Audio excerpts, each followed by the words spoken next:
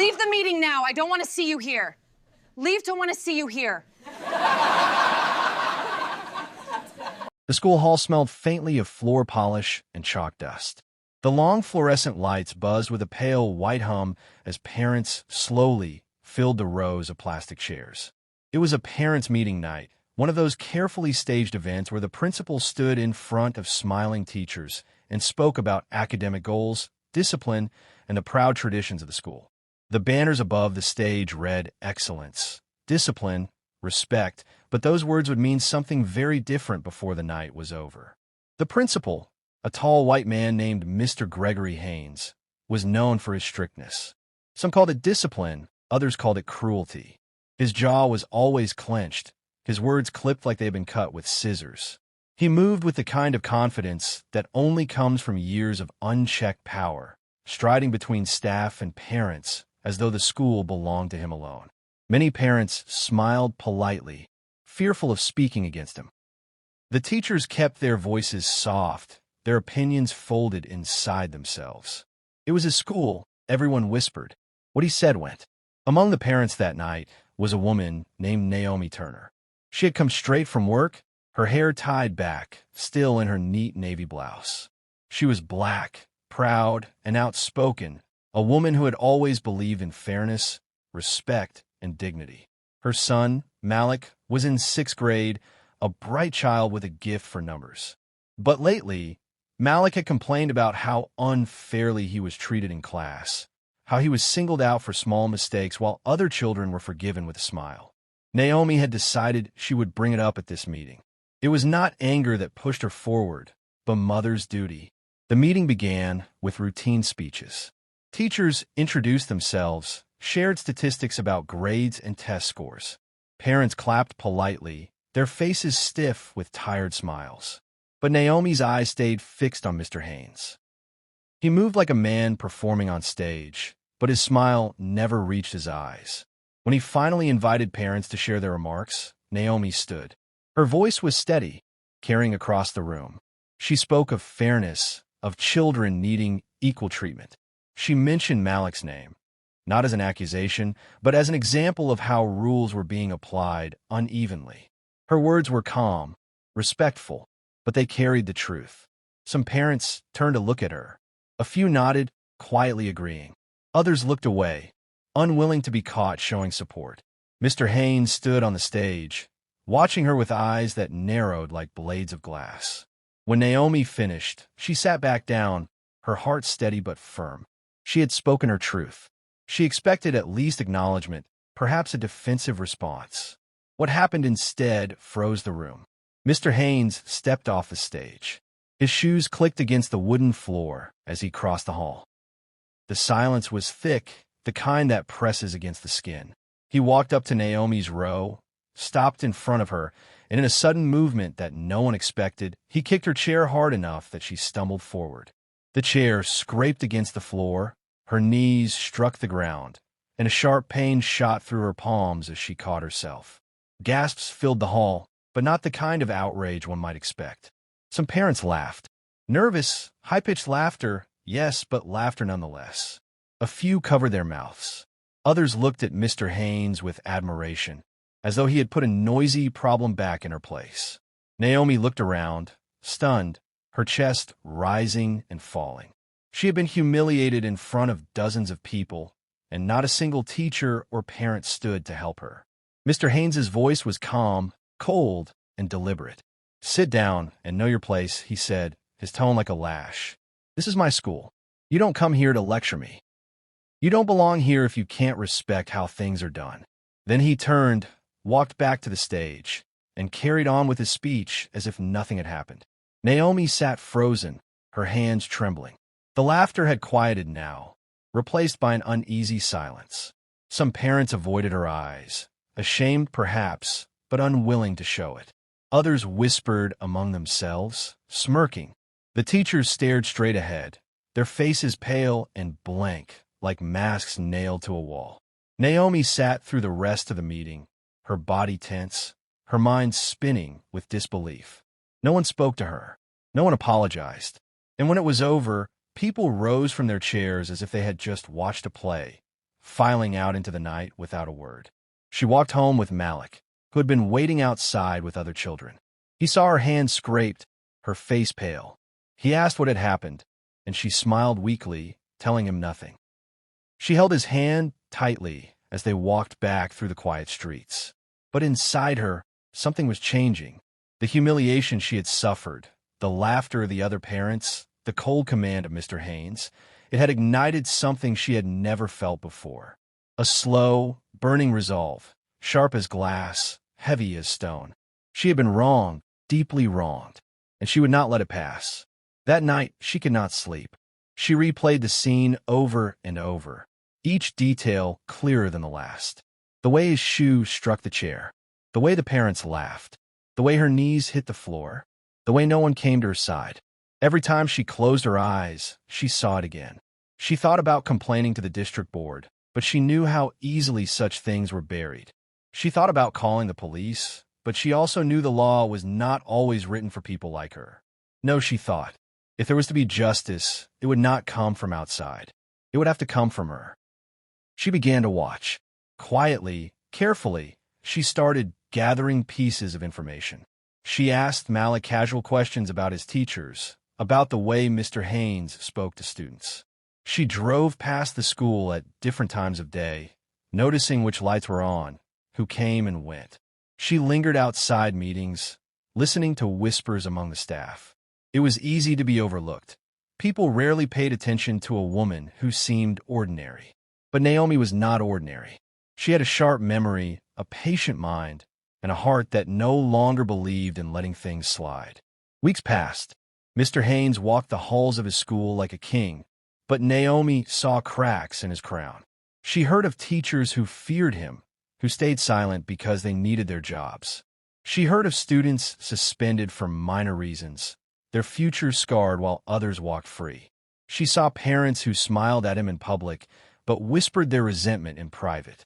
And slowly, Naomi began to see the truth. Mr.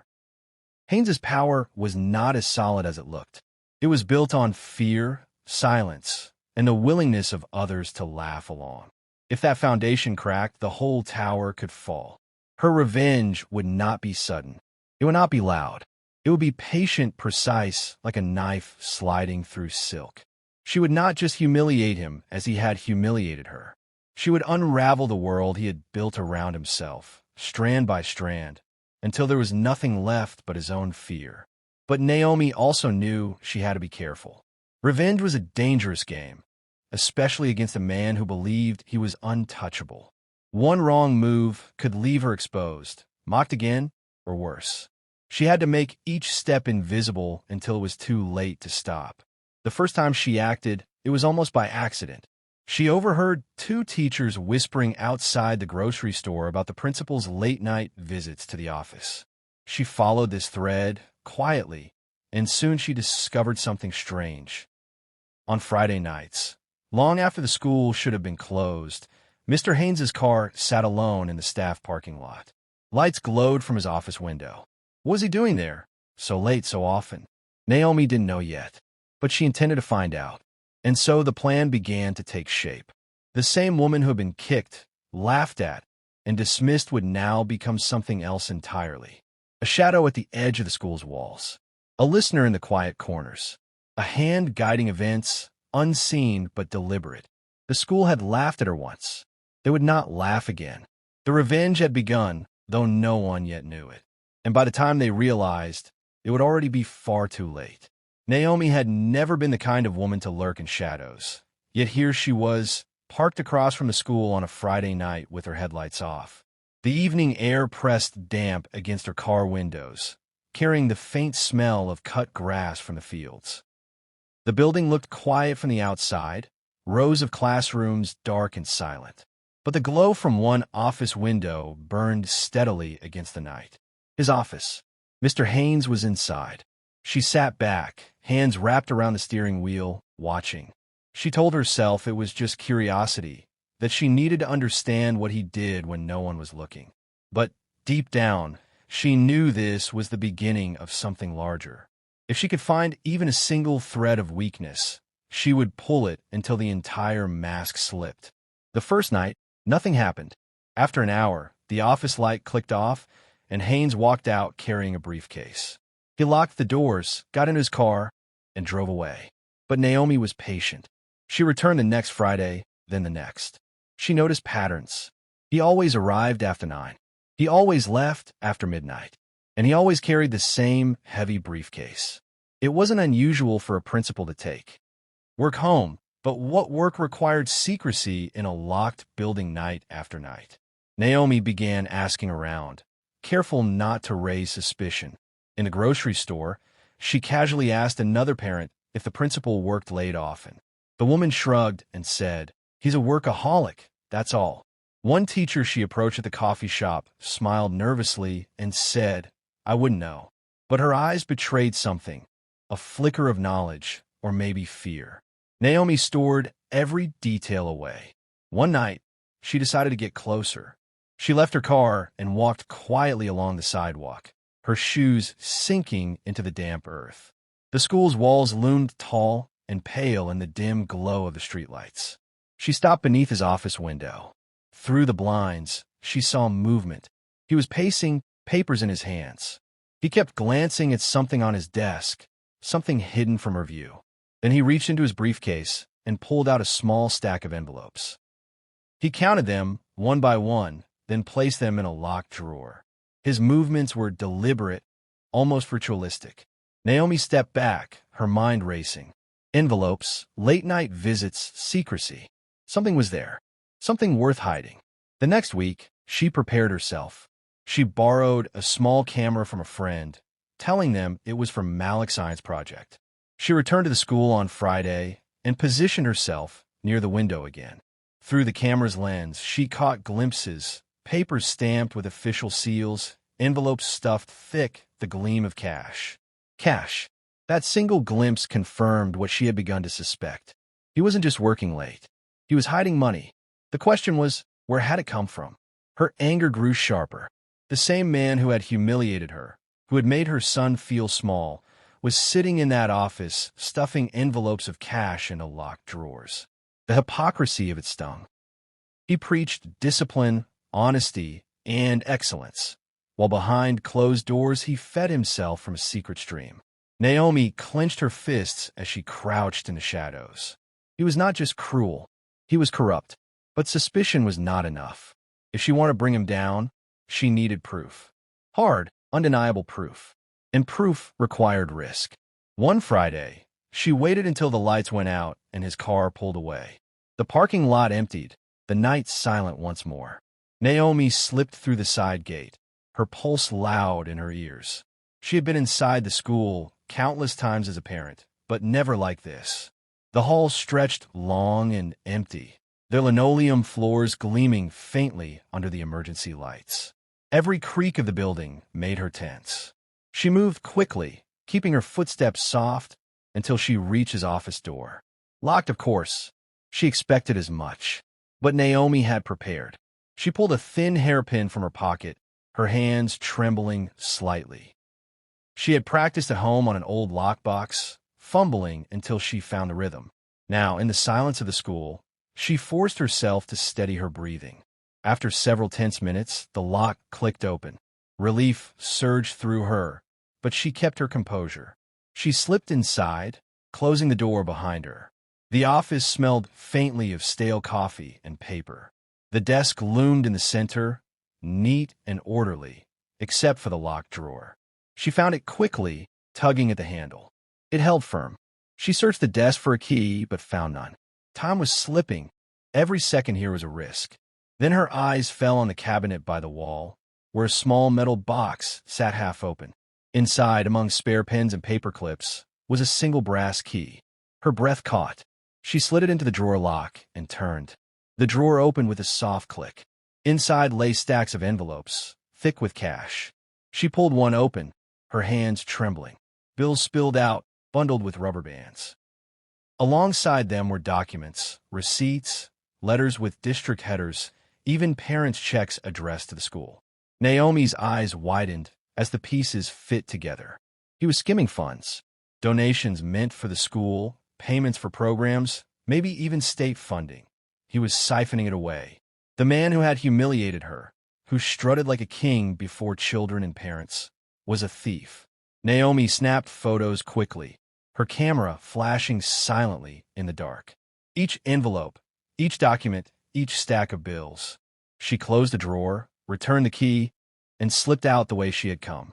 By the time she reached her car, her chest was heaving, her skin damp with sweat. She had the proof. But proof alone was not enough. She wanted more than exposure. She wanted him to feel what she had felt: humiliation, fear, the loss of control. She began to plan. Over the next few weeks, Naomi played a careful game. She spoke kindly to other parents, listening to their complaints about the school. Some mentioned mysterious fees they didn't understand, payments that never showed results. Naomi asked quiet questions, always gentle, never suspicious. She pieced together stories of money disappearing, of promises never fulfilled. The parents grumbled, but none dared confront Haynes. Fear kept them silent. Naomi knew that silence was his strongest weapon, and she would turn it against him. One evening, she visited a retired teacher who had once worked under Haynes. The woman, Miss Caro, lived in a small house crowded with books. Over tea, Naomi asked about her time at the school. The old teacher's eyes clouded with bitterness. "He ran that place like a kingdom," she said. "People either bowed or they broke. I left because I refused to bow." Naomi leaned forward, her voice soft. "Did you ever suspect him of dishonesty?" Miss Carroll's lips tightened. She didn't answer directly, but her silence was louder than words. With each piece of information, Naomi built her web. But she still needed the right moment, the stage where his downfall would be undeniable. She thought back to that parents' meeting, the laughter, the humiliation. If the school had been the place of her shame, then it would also be the place of his. She waited for the next parents' gathering. Weeks stretched into months, her plan tightening like a noose. She continued watching him, capturing more evidence. Sometimes she felt the weight of fear pressing on her chest. What if she was caught? What if he discovered her? But then she remembered the laughter, the sting of the floor against her knees, the sound of her child asking what had happened. The fear turned to resolve. He would not win. The night of the meeting arrived at last. Parents filled the same hall, their chatter echoing against the high ceiling. Teachers lined the sides, faces tight with forced smiles. The banners still hung above the stage. Excellence, discipline, respect. Naomi sat near the front, her camera tucked inside her bag, her heart pounding. She had distributed anonymous envelopes earlier that week, slipping them into mailboxes, leaving them at doors. Inside were copies of the photos she had taken, stacks of cash, official documents, damning evidence. Parents and teachers had opened them in silence, eyes wide, hands trembling. And now they sat in the hall, waiting. Mr. Haynes walked onto the stage with his usual confidence, his jaw tight, his tie perfectly knotted. He began his speech, the same polished phrases about academic achievement and community pride. But the room was different this time. Naomi saw it in the parents' eyes, the way they shifted uncomfortably, the way some whispered to each other. He didn't notice, or perhaps he thought his power was unshakable. When he finally opened the floor for remarks, Naomi stood once again. The room held its breath. She did not tremble this time. Her voice was calm, steady, sharp. She spoke not of fairness now, but of truth. She mentioned money missing from programs, unexplained fees, envelopes of cash hidden away. She spoke of late nights in the office, of documents tucked into locked drawers. As she spoke, murmurs spread through the crowd, growing louder, heavier. Parents pulled out the photos from their envelopes, holding them up like silent witnesses. Mr. Haynes froze. His face paled, then flushed deep red. He stammered, tried to interrupt, but the voices of parents rose around him. Questions, accusations, demands. The control he had wielded so easily began to crumble in front of his eyes. Naomi looked at him, her gaze steady. "Do you remember what you told me?" she asked quietly, her words carrying through the hall. "You told me to know my place. Well, this is my place. Here, speaking the truth." The room erupted. Parents shouted, some standing from their chairs. Teachers whispered to one another. relief breaking through years of fear. Mr. Haynes tried to command silence, but his voice was swallowed by the noise. His kingdom was collapsing around him. The foundation cracked wide open. Naomi sat down, her hands folded calmly in her lap. She felt no triumph, only a deep, quiet satisfaction. The laughter that had once mocked her was gone. In its place was the sound of truth, sharp and undeniable. But she also knew this was only the beginning. Men like Haynes did not fall easily. They fought, they clawed, they struck back. And in the shadows of the school, forces were already shifting. Her revenge was not yet complete. The hall had been chaos that night, but chaos does not end when the lights go off and the doors are closed. It lingers, spilling into the lives of everyone who had been there. Naomi knew this as she left the school, walking out into the cool evening air. She held Malik's hand tightly, though he didn't yet understand what had happened. Inside, parents whispered behind them in the parking lot. Some voices were heated, others fearful. She could feel the storm building. She had struck the first blow, but storms are unpredictable things. Sometimes they clear the air. Sometimes they destroy everything in their path. The next morning, the phone calls began. A parent Naomi barely knew rang her phone before sunrise, her voice shaky. "I don't know what's going to happen now," she said, "but thank you." Then she hung up. An hour later, another parent called, this one less grateful. "Do you know what you've done? My child's future is tied to this school. You think tearing it down helps anyone?" The line went dead before Naomi could answer. By mid-afternoon, she had received 6 calls, some anonymous, some filled with gratitude, others with venom. The truth was out, but truth had a way of cutting both ways. By Monday morning, the local district office had issued a statement.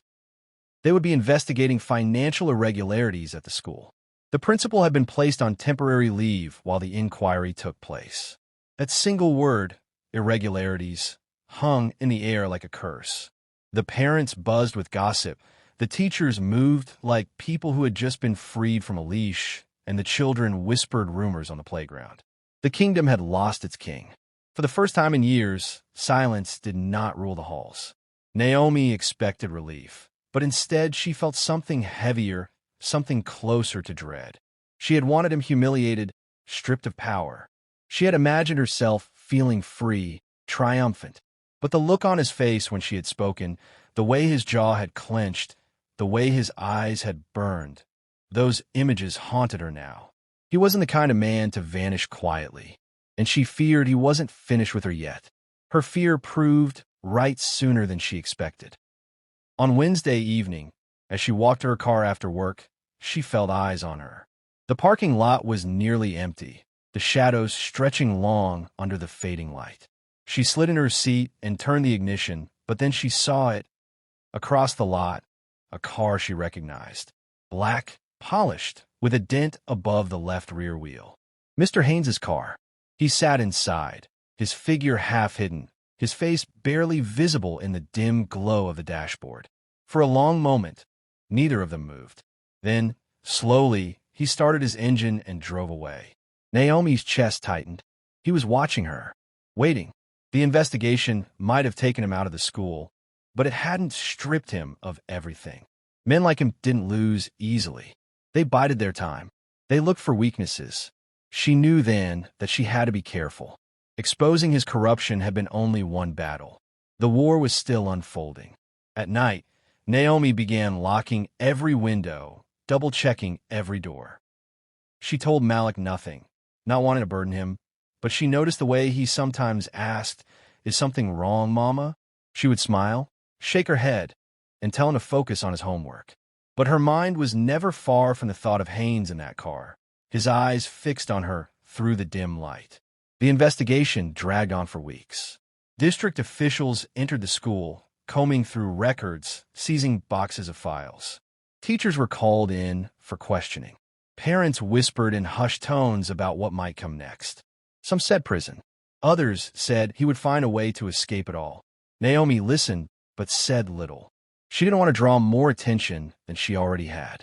But every time she walked through the grocery store, she felt the eyes of other parents on her. Some looked with gratitude, others with cold resentment. She had become a symbol, whether she wanted it or not. Then, one evening, a knock came at her door. She opened it to find an envelope sitting on the porch, no name, no address. She picked it up cautiously, her hands trembling. Inside were photographs, blurry, grainy shots taken from a distance. Her walking Malik to school, her standing in line at the bank, her driving home at night. Her heart pounded as she flipped through them. On the last photo, in black marker, were the words, "You don't know me, but I know you." Naomi sat down hard, her breath shallow. It wasn't just Haynes watching her. Someone else was involved. Someone who knew how to follow without being seen. She thought of the envelopes of money, the secrecy, the corruption. Could it be bigger than just him? Was he part of something wider, something darker? The thought made her blood run cold. The next day, she noticed the car again. Not as this time, but a different one, a dull gray sedan with tinted windows. It appeared in her neighborhood more than once, parked down the street when she returned home. It followed at a distance when she dropped Malik at school, always far enough not to be obvious, but never far enough to disappear completely. Naomi's hands shook on the steering wheel. This was no longer about humiliation or revenge. She had stepped into something larger, something dangerous. That night, she sat in her kitchen with the lights dimmed, staring at the photographs. She thought back to Haynes's late nights in the office, the stacks of cash, the hidden envelopes. If it was just embezzlement, why the surveillance? Why the intimidation? Unless the money was tied to something else, something beyond the school. Something he wasn't protecting alone. Naomi realized then that she had pulled a thread she didn't fully understand. And now, whatever lay at the other end of it was pulling back. Her sleep grew restless. Every sound outside the window jolted her awake. Every flicker of headlights down the street made her chest tighten. Malik began noticing her unease. He asked her why she was checking the locks so often, why she sat staring at the curtains at night. She forced a smile, telling him she was just tired. But the lie wore heavy on her tongue. A week later, the district announced their findings. Mr. Haynes had been suspended permanently pending criminal charges. The evidence was overwhelming, they said. The school would be appointing a new interim principal.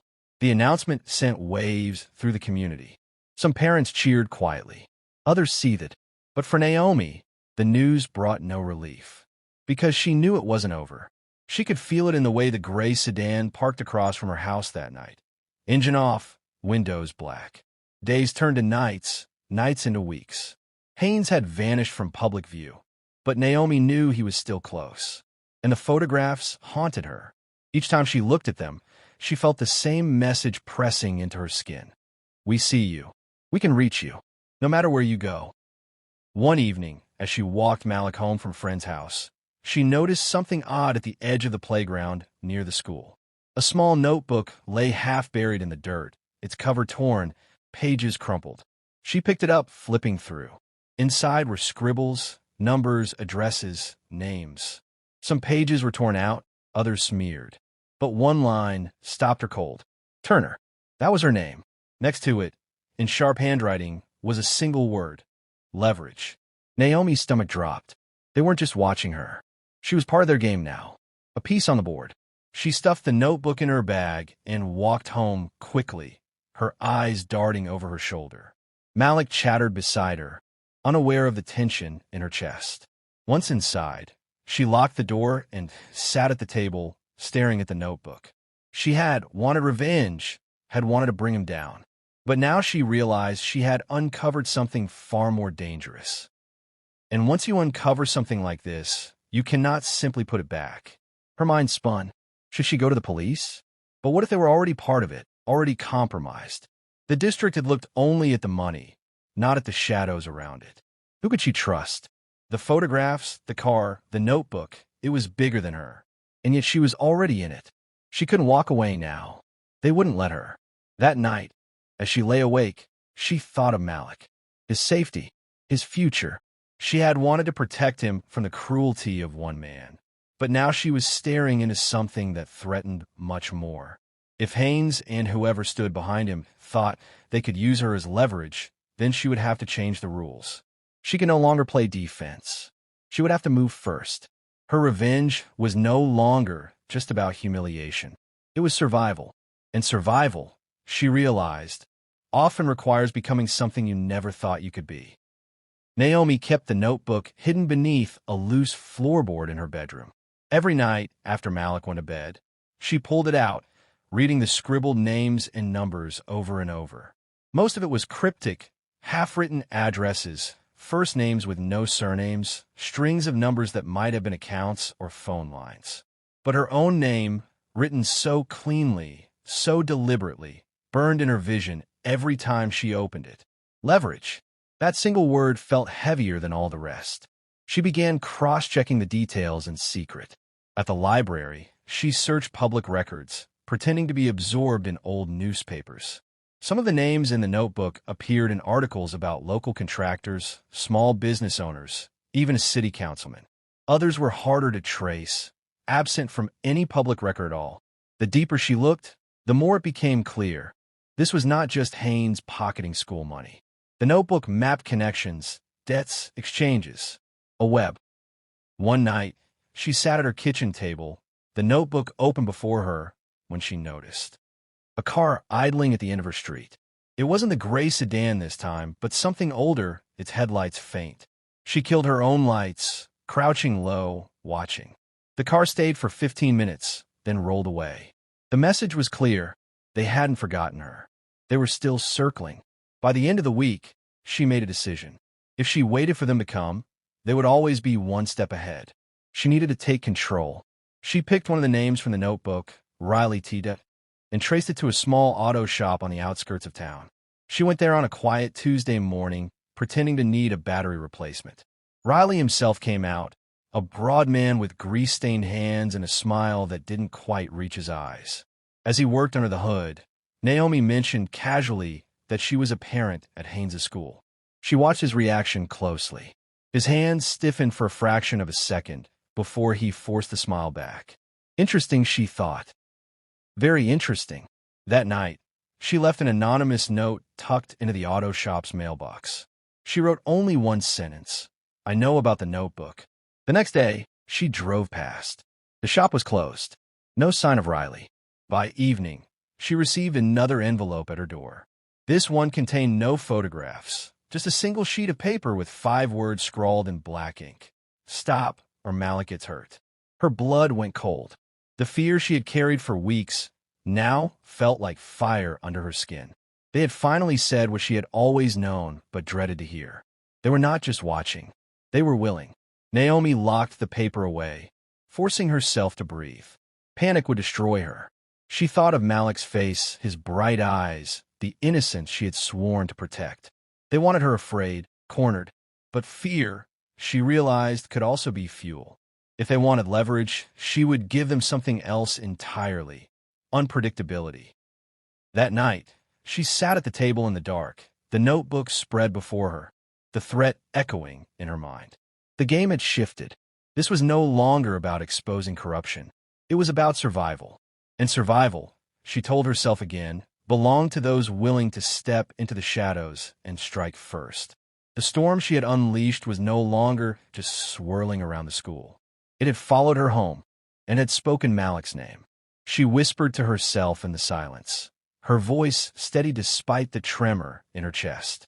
You will not touch my son. And with those words, Naomi knew she was ready to cross lines she had once sworn she never would. The night pressed down heavy over the town, as though the sky itself had been smothered under layers of black velvet. The wind had grown restless, slapping against shutters, rattling loose street signs, carrying with it the sharp sting of cold. It was a night that wanted to hide secrets, to bury them under darkness. And yet, in the small district where the school stood, secrets no longer remained buried. They were stirring, rising, whispering. Denise sat quietly in her car parked across the street, the engine off, her eyes locked on the building that had once been the heart of so much pain. She had thought this night would bring closure, that when the truth finally came to light, she would feel the weight lift from her shoulders. But there was no peace in her chest, only a storm. The revenge she had set in motion had already torn cracks in her lives, But what unsettled her most was the feeling that the school itself was shifting, watching, responding. She had learned more than she ever expected about Principal Carter, about the way he and his board had controlled the narrative for years. The abuse, the humiliation, the subtle ways they had silenced voices like hers, burying complaints under fake smiles and meaningless apologies. Tonight, though, his power seemed thinner, fragile, like cracked glass. Parents had begun whispering to each other, and the laughter that once echoed in meetings when she was mocked had turned to silence, then to suspicion. The clock in her car glowed past midnight when she finally stepped out, her shoes crunching softly on the gravel. She crossed the street and approached the school gates. Locked, of course, but locks meant little now. She had found a way in during her weeks of quiet planning. A small side entrance used for deliveries had faulty wiring, and with a patient hand, she pushed it open. The smell of stale, cleaning fluid and old paper wafted out. Her footsteps echoed in the empty hall as she walked, every corner shadowed, every creak amplified. Denise carried no flashlight, only the faint glow of her phone screen guiding her. The walls, lined with faded student portraits, seemed to tilt inward, as if the children trapped in those photographs were leaning closer, following her every move. She made her way to the auditorium. It was there, under those harsh ceiling lights, that Carter had humiliated her, striking her down in front of others while laughter cut through her dignity like knives. She stood in the same spot now, breathing heavy, her mind playing that moment again. But this time there was no laughter, only silence, so deep it roared in her ears. Then a sound. Footsteps. Slow, steady, coming from a stage. Denise froze, her breath shallow, her phone trembling in her hand. A shadow moved across the curtain, tall, rigid, familiar. When Carter stepped out, his face was pale under the dim light, his eyes ringed with exhaustion. He was not the powerful man she remembered, but a ghost of himself. "You shouldn't be here," his voice rasped, though it carried an edge of fear rather than authority. Denise's heart pounded, but she forced herself to stand tall. "Neither should you. Not after what you did. Not after what everyone knows now." Carter's lips twitched, part sneer, part tremor. "You think you've won? That turning them against me will save you? The school has stood for generations. One voice cannot erase it." She stepped closer, her eyes locked on him. "It only takes one voice to make the others listen. You thought you could silence me forever, but you were wrong." The man staggered slightly, as though weakened, his hand gripping the edge of the stage for balance. His eyes darted around the empty room, and for a brief moment, Denise saw something she hadn't expected. Not just guilt, not just anger. Fear. Oh, raw, gnawing fear, as if he too felt the school breathing around them, as if the walls themselves were carrying judgment. "You don't understand," Carter whispered, his tone broken now. "This place, it doesn't forget. What we did here, what we buried. It won't stay hidden. You opened something you shouldn't have." Denise's skin prickled. His words didn't sound like excuses. They sounded like confessions. A door slammed somewhere deep in the building. Both of them turned sharply, their eyes meeting again with unspoken dread. The school was empty. It should have been. Yet the sound had been real, heavy, final. Denise steadied her breath. "Maybe the truth isn't just about you, Carter. Maybe this place has always been rotten, and maybe it's finally coming undone." He shook his head, muttering to himself, then staggered toward the exit. But he didn't make it. The lights above flickered violently, then burst, one after another, plunging the auditorium into near darkness. Only the faint glow from Denise's phone remained, casting trembling shadows across the walls. A low hum filled the room, vibrating through the floorboards, rising like a voice that had been waiting centuries to speak. Denise felt in her chest, a pressure that made her knees weaken. Carter clutched his head, shouting words she couldn't understand, before collapsing near the stage steps. Denise didn't run. She stood rooted in place, her breathing ragged, her eyes wide. The air shifted, and for a fleeting moment she thought she saw them. Not clearly, but as impressions in the shadows. Children, dozens of them, their faces blurred, their eyes hollow, their mouths silent. They stared not at her, but at Carter. His body jerked violently on the floor, as though unseen hands gripped him. His voice broke into desperate cries, apologies spilling out, unfinished names, pleas for forgiveness. Denise wanted to look away, but she couldn't. This was not her revenge anymore. This was something deeper, something that belonged to the school itself. Then silence. Absolute. Carter's body lay still, his chest unmoving, his eyes wide open and glassy. The shadows thinned, retreating back into the walls, leaving only the sound of Denise's heart hammering in her ears. She staggered backward, nearly dropping her phone, her throat tight with shock. She had wanted justice. She had wanted revenge, but what had happened here was beyond her. This was not her doing. This was the weight of everything the school had tried to bury, rising and taking what it was owed. Denise stumbled out into the night air, gasping, her body trembling. The cold wind hit her face, sharp and real, and for the first time she realized tears had been streaming down her cheeks. She turned back once, staring at the dark outline of the building. It stood silent, but it no longer felt untouchable. It felt empty. In the weeks that followed, news spread quickly. The principal had been found dead inside the school. No signs of struggle, no explanation. The town whispered, theories ran wild, and the board scrambled to cover what could not be explained. Parents stopped laughing. Teachers spoke carefully. The arrogance that once filled those halls drained away, replaced with unease. For Denise, life never returned to what it had been. She carried the images with her, the sounds, the faces. But she also carried a quiet power, the knowledge that even when the world mocks you, even when your voice is drowned in laughter, truth has a way of finding light. Sometimes slowly, sometimes brutally, but always.